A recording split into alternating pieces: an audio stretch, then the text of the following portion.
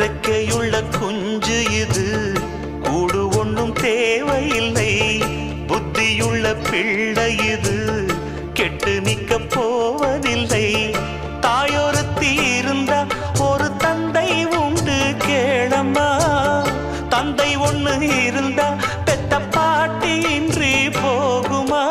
தெருவோரம் கிடந்தும் அனாதை இல்லை. உறவென்னை வெறுத்தால் தினம் தருவேன் தொல்லை.